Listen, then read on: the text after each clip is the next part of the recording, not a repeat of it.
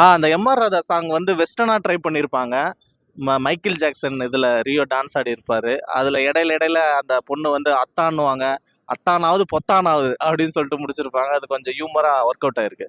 அம்பேத்கர் பிறந்த இடம் போர்பந்தர். அதான் கதை. நல்லா சூப்பரா இருக்குண்ணா. நல்லா இருக்குண்ணா. நான் ஃபேமிலியோடலாம் பார்க்கணும்னா நல்லா பார்க்கலாம். எல்லாம் நல்லா இருந்துச்சு படம்.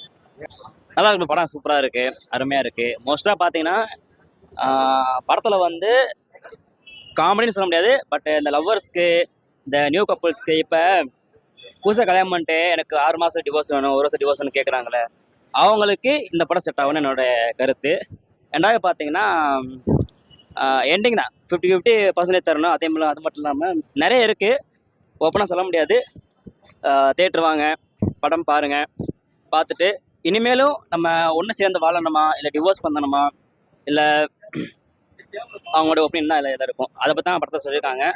ஸோ பிளாக் ஷீப் டீம் மொத்த டீமும் அந்த படத்தில் ஒர்க் பண்ணியிருக்காங்க. So fun and entertainment. Malavika Manoj அவங்க ஆக்டிங் பக்காவாக இருக்குது.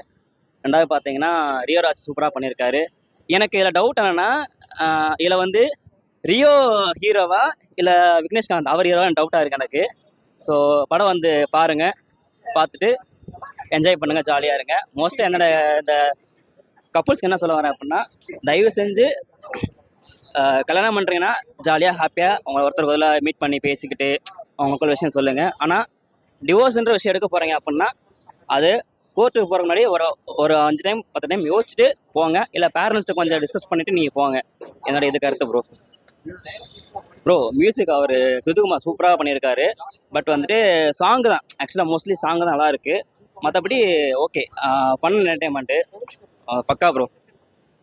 ஜாலியாக படம் பார்க்கலாம், ஜாலியாக என்ஜாய் போகலாம் ப்ரோ. சிவன் பெருசா சக்தி பெருசான்னு சொல்லியிருப்பாங்க. தளபதி விஜய சொல்லிட்டாரு ஜில்லா படத்துல, சிவனும் சக்தியும் சேர்ந்தா மாசுடா.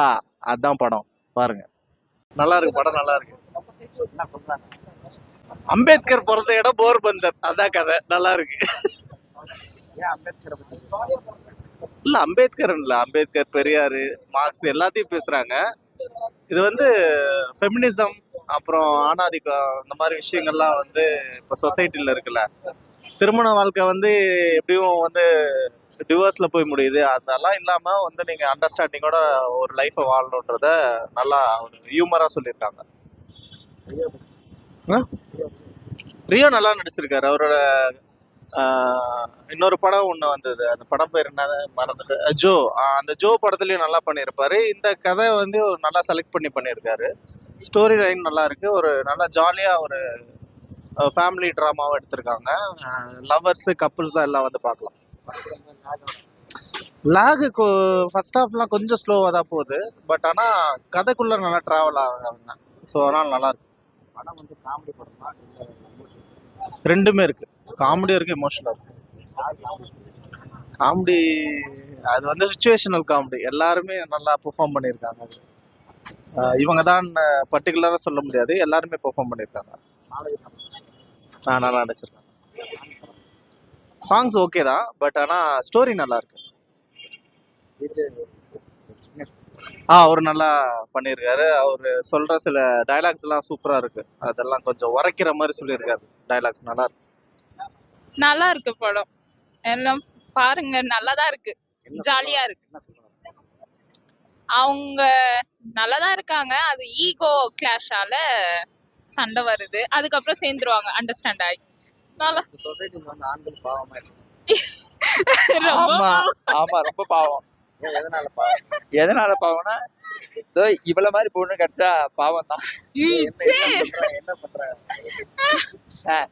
ஈகோ இல்லாம இருந்தா அவங்க எப்போ 100 வருஷம் கூட நல்லா இருப்பாங்க. அவங்க சொல்ற மாதிரி சும்மா கதை கட்டுவாங்க அப்படின்னா அவங்க கூட 100 வருஷம் வாழணும். ஈகோன்னு ஒண்ணு இல்லாம தான் 100 வருஷம் வாழ்ந்துருவாங்க. படத்துல மியூசிக்லாம் ஆவரேஜ் தானா, ஆனா கதை நல்லா இருக்குது. அந்த ஹீரோவோட கான்செப்ட் எனக்கு ரொம்ப பிடிச்சிருந்து.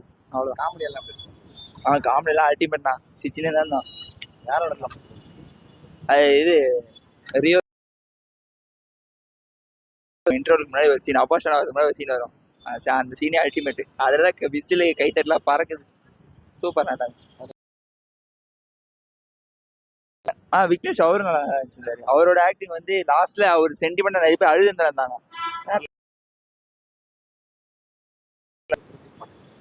ஈகோ தான், வேற என்ன. அந்த ஈகோ மட்டும் இல்லைன்னா எல்லாருமே எல்லா இடத்துலயும் சூப்பரா இருப்பாங்க. பெண்களுக்கு மட்டும்தான் ஈகோ இருக்கு, ஆண்களுக்கு இல்லையா? ரெண்டு பேருக்கு தான் நான் சொல்றேன். பெண்ணு இவங்க பொண்ணுக்கு இருக்கு, பசங்க இல்ல, ரெண்டு பேருக்குமே இருக்கு. சூப்பரா இருந்துடும். இதுல வந்து அரேஞ்ச் மேரேஜ் தான். லவ் மேரேஜ்னா ஒருத்தருக்கு ஒருத்தர் அண்டர்ஸ்டாண்ட் பண்ணி லவ் பண்ணும்போது பாக்குறது வேற, மேரேஜ் ஆகிற அப்புறம் பாக்குறது ஃப்ரெண்டா இருக்கும்போது பாருவாங்க. லவ் பண்ண அப்புறம் மேரேஜ் பண்ணா அவங்க இன்னும் வேற மாதிரி பாருவாங்க. இப்ப அதான் இங்க பிரச்சனை. நீங்க வந்து லவ் பண்ணும்போது இந்த மாதிரியும் மேரேஜ் பண்ணதுக்கு அப்புறம் இருந்தீங்கன்னா நல்லா இருப்பாங்க. பெண்களுக்கு என்ன சொல்லுவாங்க? பெண்களுக்கா கொஞ்சம் அண்டர்ஸ்டாண்ட் பண்ணினா போதும், வேற எதுவும் தேவையில்லை. ப்ரோ நல்லா தான் ப்ரோ இருந்துச்சு படம்.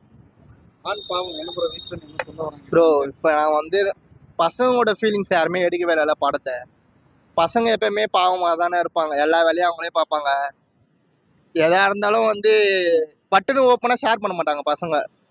பொண்ணுங்கிட்டயும் சரி ஃபேமிலிக்கிட்டேயும் நம்மளுக்குள்ளே இருக்கிற ஃபீலிங் நம்மக்குள்ளேயே வச்சுக்கணும் அப்படின்னு சொல்லி பார்க்குற பசங்க இருக்கிறாங்க.